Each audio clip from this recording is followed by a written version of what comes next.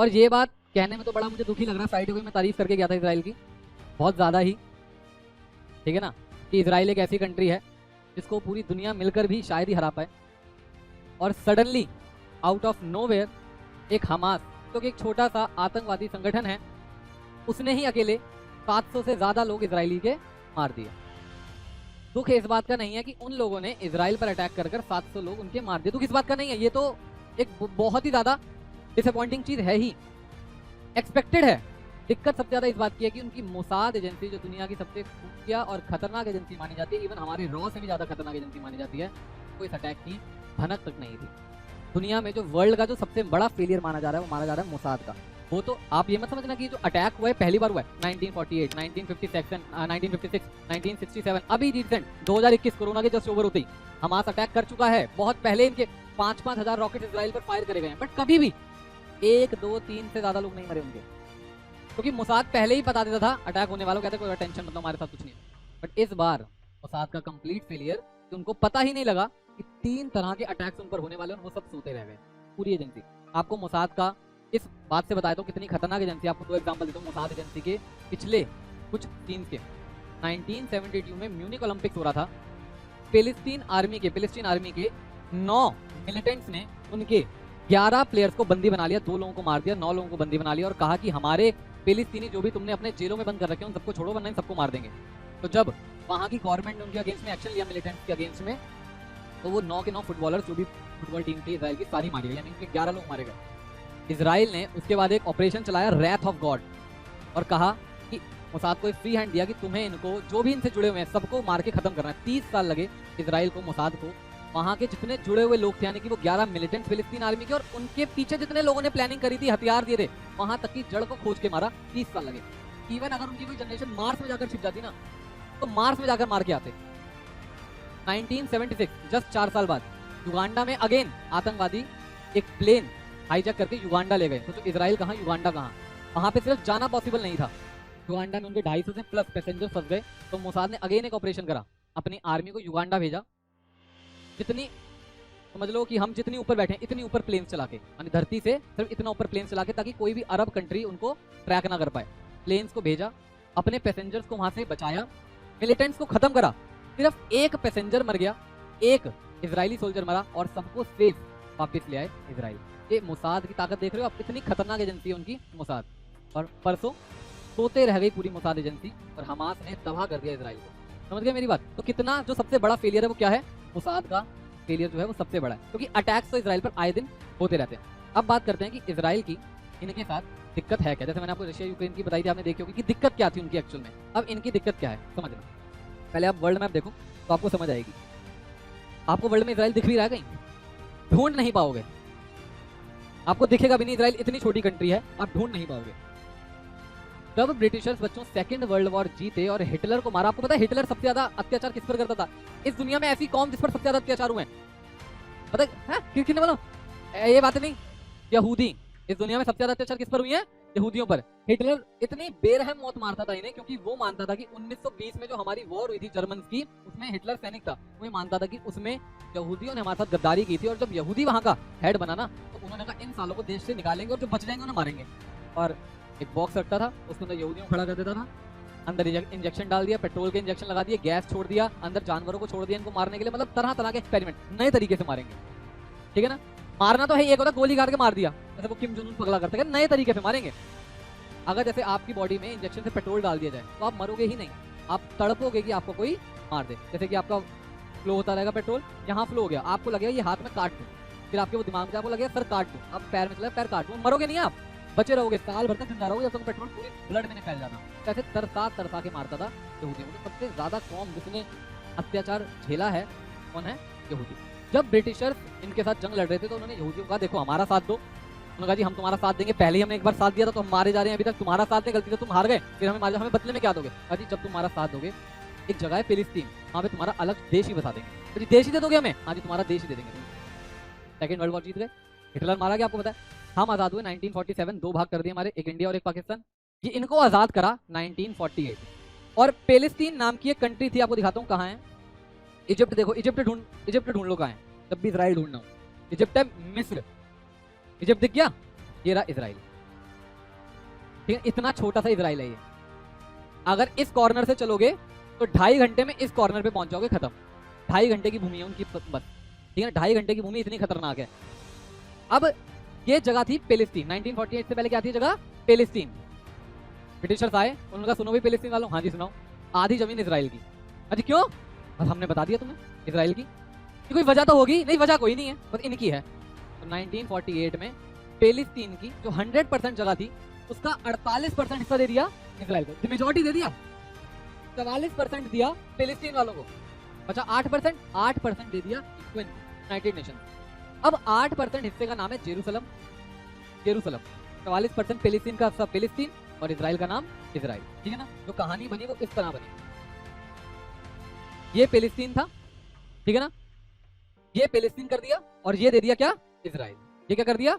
Israel. ये second चीज इन्होंने करी, इजराइल तो 3 हिस्सों में बांट दिया पेलिस्तीन को, ठीक है ना। और ये था जेरूसलम, इसको किसने ले लिया? अब पेलिस्तीन वालों की खुद की सिचुएशन सोचो, हमारे पास एक देश था, आधा हमारा इजराइल को दे दिया और हमारा बीच का शहर जेरूसलम वो किसको दे दिया? यूएन। यूएन को क्यों दिया? अब इसकी भी कहानी समझो।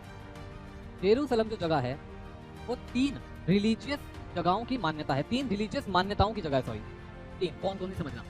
यहूदी कहते हैं हमारे पूर्वजों ने इस धरती पर जो पहला टेंपल बनाया था जिसका नाम था टेंपल, फर्स्ट टेंपल, वो जेरूसलम में था, उसको रोमन्स ने तोड़ दिया, फिर हमारे पूर्वजों ने बनाया सेकंड टेंपल, और उसी का आज के टाइम पे नाम है टेंपल माउंट। क्या नाम है? Temple mount. ये हो गई उनकी मान्यता कि जेरूसलम की, हमारी मान्यता यहूदियों की ये है। कहते हैं हमारे लिए धार्मिक स्थल क्या है? वृंदावन, काशी विश्वनाथ, हमारे सबसे पुराने धार्मिक स्थल हैं, उनके लिए हो गए वो। दूसरी, क्रिश्चियंस कहते हैं जो हमारे ईसा मसीह थे ना, वो जेरूसलम की धरती पर पैदा हुए थे, वो जो धरती पड़ती है वो जेरूसलम में पड़ती है, तो उनका वहाँ पे बहुत बड़ा चर्च है। सेकंड मान्यता हो गई क्रिश्चियंस की, पहली हो गई यहूदी, दूसरी हो गई क्रिश्चियंस। मुस्लिम्स कहते हैं हमारी 3 सबसे बड़ी जगह हैं, एक है मक्का, एक मदीना और तीसरी है अल अक्सा मस्जिद। आपने मक्का मदीना सुनी होगी सबने, अल अक्सा नहीं सुनी होगी। अल अक्सा मस्जिद यहीं जेरूसलम में पड़ती है। अब इसकी मान्यता क्या है? पैगंबर मोहम्मद जी तो थे जिन्होंने कुरान का ज्ञान दिया है, वो उड़ते हुए घोड़े से जब गए थे तो जेरूसलम की धरती पर उन्होंने पहला कदम रखा था और वहीं से उन्हें स्वर्ग की सीढ़ी मिली थी, जहां से कुरान का ज्ञान को लेकर आए थे और उन्होंने दुनिया को दिया था। तो उनकी वहां पे मस्जिद है अल अक्सा मस्जिद। 3 धार्मिक स्थलों का एक जगह पे होना, क्रिश्चियनिटी, ज्यूज, मुस्लिम। इसमें से सबसे पुराना जो अस्तित्व है वो है ज्यूज का। तो लड़ाई होती आगे चल के, यूएन ने कहा तुम सब लड़ोगे मरोगे, ये जगह हमें दे दो। यूएन कठपुतली है यूएसए की, यूएसए क्रिश्चियन कंट्री है और यूएसए स्ट्रॉन्ग एली है इजराइल का, दोस्त है बिल्कुल, मतलब 2 जिसमें 1 जान वाली कहानी है।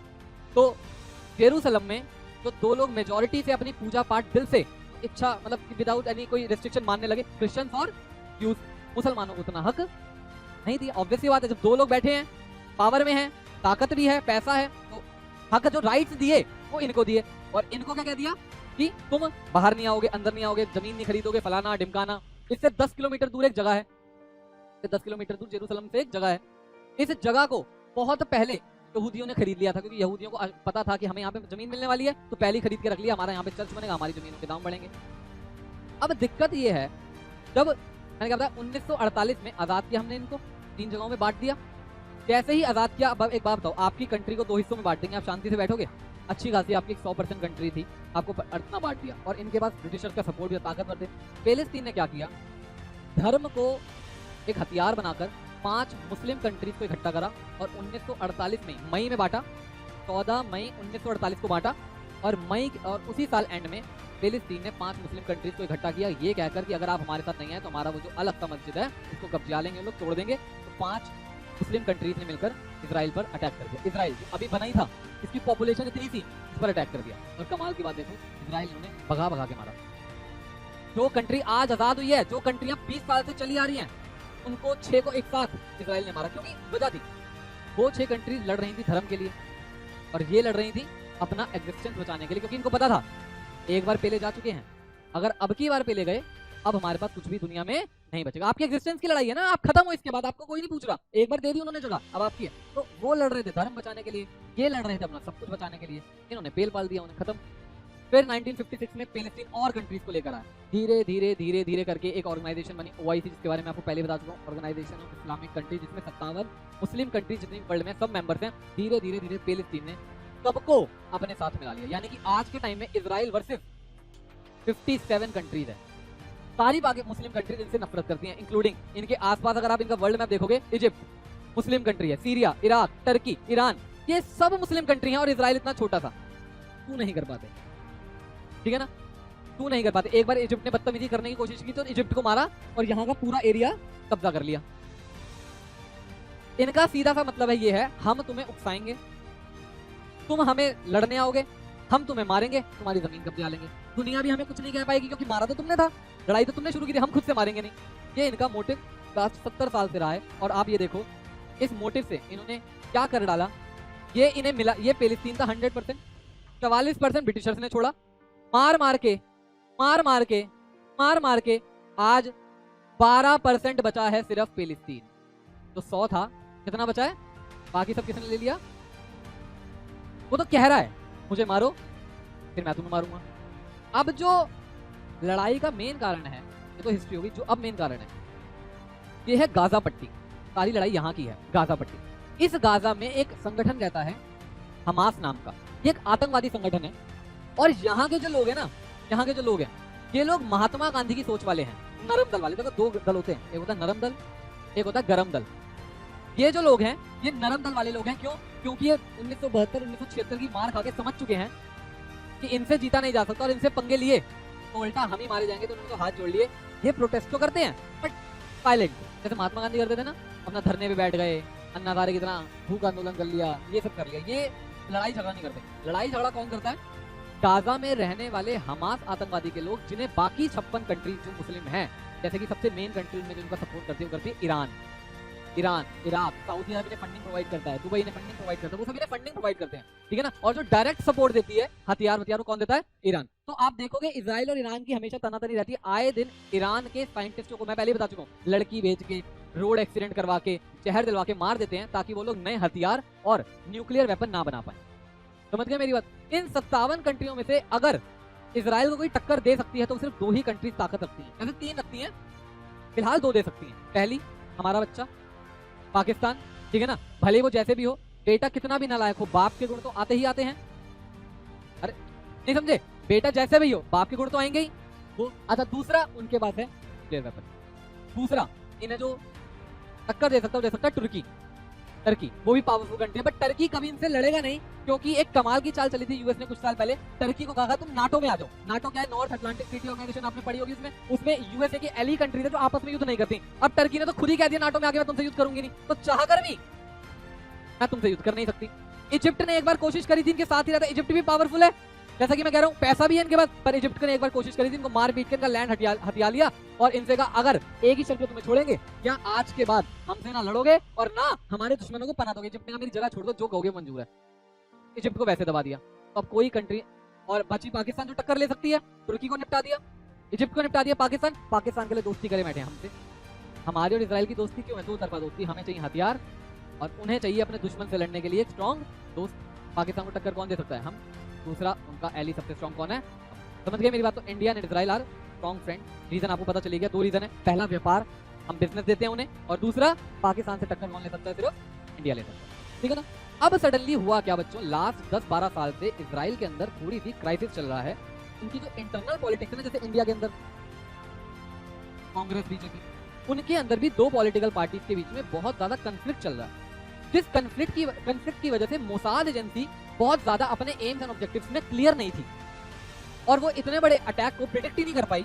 जबकि आपको बताता हूँ, रियलिटी में जब आपको पता ही है कि आपके आसपास सब जगह दुश्मन है, तब तैयार रहोगे कि नहीं रहोगे? इन्होंने अपनी पूरी कंट्री में एंटी बैलिस्टिक मिसाइल्स लगा रखे हैं, बट हर किसी की एक मारक क्षमता होती है।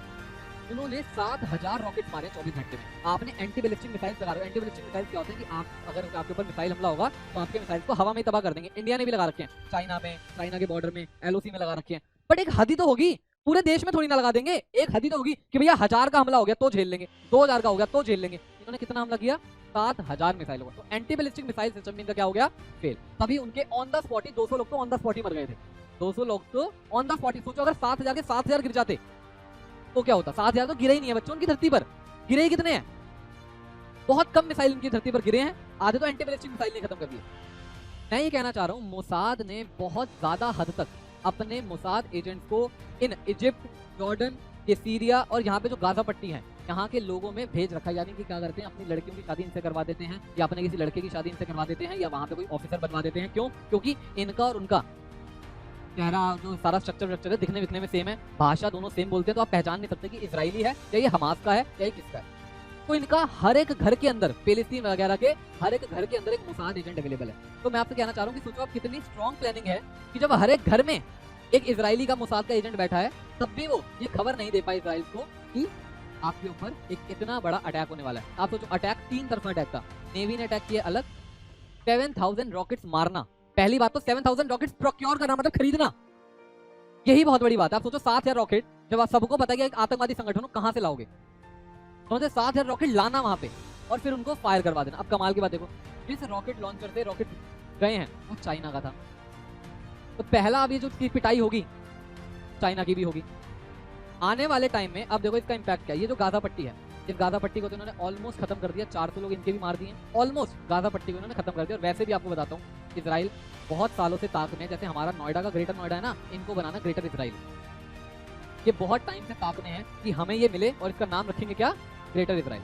और इनको मौका मिल गया। हालांकि अभी आप बात कर सकते हो कि अभी तो जो नुकसान हुआ है बैकफुट पे है वो कौन है, इजराइल, क्योंकि ये सरप्राइज अटैक था, किसी को नहीं पता ये अटैक कैसे हुआ। हालांकि ये जो गाजा से सारा सामान आता है ये इजिप्ट के थ्रू आता है, अंदर खाते सबको पता है ये इजिप्ट से, क्योंकि देखो यहाँ तो समुंदर है, इजराइल आर्मी है, बाहर जाओगे इजराइल आर्मी है, तो सामान आ कहाँ से रहा है, ये सामान कहाँ से आता है इनके पास, ये देखो ये यहाँ से कहाँ से आता है, ये इजिप्ट से, यहाँ से इन्होंने सुरंगें खोद रखी हैं, ये यहाँ से लाते हैं, ठीक है ना, यहाँ से लाते हैं, तो यहाँ से सारा प्रोक्योरमेंट कर लेते हैं और सारा जो हमला होता है गाजा होता है। क्या कभी ये वेस्टर्न बैंक वाले लोग कुछ कहते हैं? ये लोग कुछ नहीं कहते, लोग कैसे लोग हैं, नरम दल के लोग हैं, तो कहते हैं हमसे तो हम तो झेल चुके हैं, अब तुम ही कर लो जो तुम्हें करना है, ठीक है ना।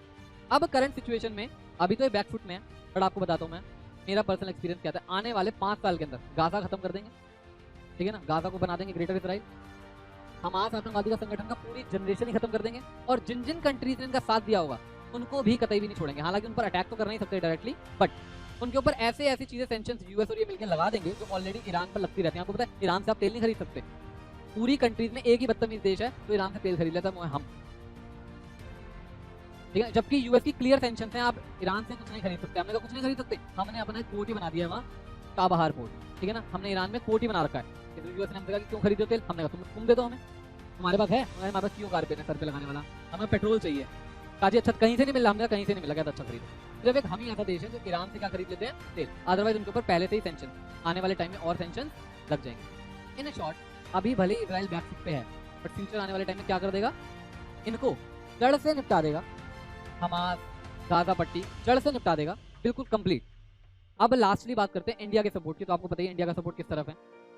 इंडिया कभी भी, आपको 2 बातें बता रहा हूँ, इंडिया कभी भी इजराइल को ओपनली सपोर्ट नहीं करता। उसकी वजह सुनो, इजराइल कहता है हमसे कि इंडिया मुझे ओपनली सपोर्ट करो, तुम एक डेमोक्रेटिक कंट्री और तुम सपोर्ट करोगे ना तो हमें पावर मिलेगी। हम कहते हैं देख भाई हम तुझे ओपनली सपोर्ट नहीं कर सकते, पूछ क्यों, पूछो आप, पूछो तेज पूछो, सब पूछो एक साथ, पूछो क्यों। इजराइल कहता है जी तुम्हें कितना मिला था, तुम्हें कितनी जमीन मिली थी बताओ, 48%, तुमने मार पीट के कितनी हथिया ली, 12% छोड़ के सारी हथिया ली। अगर हम तुम्हें मान्यता देते हैं तो दुनिया में ये मैसेज जाएगा कि आप लड़ झगड़ के जो जमीन हथियाओगे वो हमारी हो जाती है। और अगर हमने ये संदेश दे दिया तो चीन ने जो हमारा अक्साई चीन हथियार रखा है और पाकिस्तान ने जो हमारा पीओके हथियार रखा है वो भी इंटरनेशनली जाके ये बोलेंगे कि ये भी तो हमारा है। जब इजराइल ये काम कर सकता है तो ये काम हम क्यों नहीं कर सकते। तो देख दोस्ती पूरी है, सामने से नहीं बोलेंगे, उन्होंने कहा जी ठीक है दोस्ती पूरी रखो जी, दोस्ती में क्या दोगे हमें, हम तुमसे हथियार लेंगे, सब कुछ लेंगे, सब चीजें हैं, सारा सपोर्ट है, हमारी आर्मी भी चाहिए हो ना तो ले जाना, सब कुछ है, बस क्या नहीं करेंगे, इंटरनेशनल मंच पे तुम्हारा सपोर्ट नहीं कर पाएंगे, इसके लिए क्षमा है। ठीक किया इंडिया ने, कोई गलत तो नहीं किया। तो अभी भी जो इंडिया ने इनको मैसेज दिया उसमें यही दिया है, उन्होंने एक सिंपल बात बोली है कि हम इजराइल के साथ खड़े होते हैं, हम इजराइल को पूरी तरीके से सपोर्ट करते हैं और किसी भी तरह की मदद अगर इजराइल को जरूरत होगी तो वो हम देंगे आतंकवाद के खिलाफ। दैट्स इट, समझ गए मेरी बात, ठीक है ना। और यूएस ने ओपनली सपोर्ट दे दिया, यूएस ने तो इवन $1 बिलियन की फाइनेंशियल हेल्प भी दी है, ऑस्ट्रेलिया, यूके, सारे यूरोपियन नेशंस ने ओपनली हेल्प करी है। तो अब एक सिंपल सी बात समझो, एक वॉर चल रही है रशिया वर्सेस 35 कंट्रीज, एक वॉर चल रही है इजराइल वर्सेस 57 कंट्रीज, तो आप देख लो कितनी कंट्रीज इस टाइम वॉर में चल रही हैं और उसका इम्पैक्ट आपको इंडियन मार्केट में भी देखने को आज सुबह मिल ही जाएगा। सारी मार्केट नेगेटिव है, पूरी मार्केट डाउन है, ठीक है ना। Sensex, Nifty, Nifty bank, mid cap सब डाउन है। हालांकि मैं ये नहीं कह रहा कि ये सारा इम्पैक्ट वॉर का है, कुछ हद तक वॉर का है, रिकवर कर जाएगी मार्केट, कोई दिक्कत नहीं है, क्योंकि हमारा कोई डायरेक्ट वो नहीं है उनसे कोई, बट हाँ कुछ इम्पैक्ट तो हमेशा रहता है। आप आज 7:30 को यूएस मार्केट खुलेगी, आप देख लेना ठप से गिरेगा डॉलर, क्यों? इम्पैक्ट है। ये बात समझ में आती है। तो ऑलमोस्ट आप ये मान लो हमारे वर्ल्ड की 50% जो कंट्रीज है वो क्या है, वॉर में। 50% कंट्रीज क्या है, वॉर में। आपको भी कभी भी लड़नी पड़ सकती है। और ये बात बहुत पहले इजराइल भी जानता है, आप भी जान लो, मैं ये बात पहले भी बोल चुका हूँ कि अगर आप शांति से जीना चाहते हो तो युद्ध के लिए हमेशा तैयार रहो। हमास ये सोचता है कि ये इजराइल का अंत है, बट सच्चाई आपको बता रहा हूँ ये एक बहुत बड़े अंत की शुरुआत है। छोड़ेगा नहीं इजराइल किसी को भी, ठीक है ना। आज वो भले ही बैकफुट में है, बट जब वो कमबैक करेगा तो वो ऐसा करेगा कि इनमें से कोई भी बच नहीं पाएगा। आज तक 57 कंट्रीज उनका कुछ नहीं उखाड़ पाई, जरूर आज उन्होंने कुछ नुकसान कर दिया उनका, बट क्या कर लेगा, कमबैक कर लेगा। सारे यूरोपियन नेशन के साथ खड़े हैं इजराइल के साथ, ठीक है ना। हालांकि मैं आपको पर्सनली बता रहा हूँ फिलिस्तीनियों के साथ गलत हुआ है, लिटरल बता रहा हूँ गलत हुआ है। अगर कोई आपके घर में, सोचो आपका घर है, कोई ताकतवर आपका एमएलए आए मोहल्ले का और कहे सुनो भाई आधा घर इसका और आधा उसको दे दे, उससे अच्छा ऐसा आधा भी छोड़ो, तुम सिर्फ एक फ्लोर लो, एक हम ले लेंगे। तुम्हें एक दिया, उसको 2 दिया और एक खुद रख लिया, तो तुम्हारे साथ अत्याचार हुआ है कि नहीं हुआ, हुआ है। बट ये बात भी सच है कि इस दुनिया में सबसे ज्यादा अत्याचार अगर किसी के साथ हुआ है तो किसके साथ हुआ है, यहूदियों के साथ। सबसे ज्यादा दुनिया में जो अत्याचार हुआ है यहूदियों के साथ। तो इसका जो सिंपल सॉल्यूशन ये है, आपसी समझौता करके बैठ जाओ और चुपचाप क्या करो, अपने आप को डेवलप करो, जैसे इजरायलियों ने किया। अगर इजरायली अपने आप को डेवलप ना करते तो क्या ये लोगों ने जीने देते, नहीं। अगर आप, सीधी सी बात होती है, अगर आप कमजोर हो चुपचाप बैठ के क्या करो, भजन करो, मेडिटेट करो परशुराम की तरह, और जब ताकतवर बन जाओ तो सबको पेल दो। इजराइल ने क्या करा, कमजोर थे, इतनी बुरी तरह उनके एंसेस्टर्स को, दादा परदादाओं को हिटलर ने मारा, उन्होंने क्या करा, इंतजार करा सही समय का। उनका समय सही नहीं था, बट सभी सही समय आया। आज के टाइम में दुनिया उसका लोहा मानती है। मैंने आपको बताया वर्ल्ड में सबसे ज्यादा नोबेल पुरस्कार किसी को मिले हैं, तो किसको मिले हैं, ज्यूस को। सबसे ज्यादा जो R&D इनोवेशन होती है वो कौन करते हैं, ज्यूस करते हैं। सबसे पावरफुल आर्मी इंफ्रास्ट्रक्चर कोई रखता है तो कौन रखता है, ज्यूस। वक्त की नजाकत को समझा। और ये फिलिस्तीन और ये हमास वाले पत्थर लेके पहुंच जाएंगे उनको मारने के लिए। अगर मैं आपको इनके मिसाइल दिखाऊंगा ना, पता है वो कितने बड़े इनके मिसाइल हैं, इनके इतने बड़े मिसाइल हैं हमास के पास, इतने बड़े। और जो इजराइल मिसाइल मारता है वो मारता है इस कमरे से लेकर वहां तक के कमरे के, वो मारता है मिसाइल तो पूरा एक शहर तबाह कर देता है। ये मिसाइल मारते हैं घर तबाह करते हैं। अब दुनिया तो काउंट करती है, तुमने 7,000 मारे, इजराइल ने 70 मारे, वो ये नहीं देख रही कि इन 70 ने उनकी पूरी दुनिया ही तबाह कर दी, उनके 7,000 घर भी नहीं उड़ा पाए। टेक्नोलॉजी है ना, वो मिसाइल बना रहे हैं मशीन में, ये बना रही है ऑर्गेनाइजेशन पूरी, तो फर्क पड़ेगा ना। पर ये बात फिलिस्तीन वालियों को कौन समझाए, जाके समझा चुकी है उन्हें दुनिया की। तुम लोग अभी शांति से बैठो, कुछ टाइम बाद जब पढ़ लिख जाओ, तुम्हारी जनरेशन समझदार बन जाए, इंफ्रास्ट्रक्चर आ जाए, पैसा कमा लो, तब लड़ना इजराइल से जाकर। कहते नहीं हम आज ही लड़ेंगे, कहते लड़ो, लड़ने जाते हैं 44% हिस्सा लेके, वापस 40 का आते हैं। फिर अगली बार कहते हैं हमारे 4 बच्चे पढ़ लिए, अब लड़ेंगे। फिर लड़ने जाते हैं 32 छोड़ देते हैं, करते करते करते कितना छोड़ा है, 12। जंग खत्म होगी, 8 रह जाएगा, गाजा अलग ले जाएंगे। अगली जंग में 4, अगली जंग में फिलिस्तीन था, तो था ही नहीं, कुछ है ही नहीं ऐसा, बेवकूफ, ठीक है ना।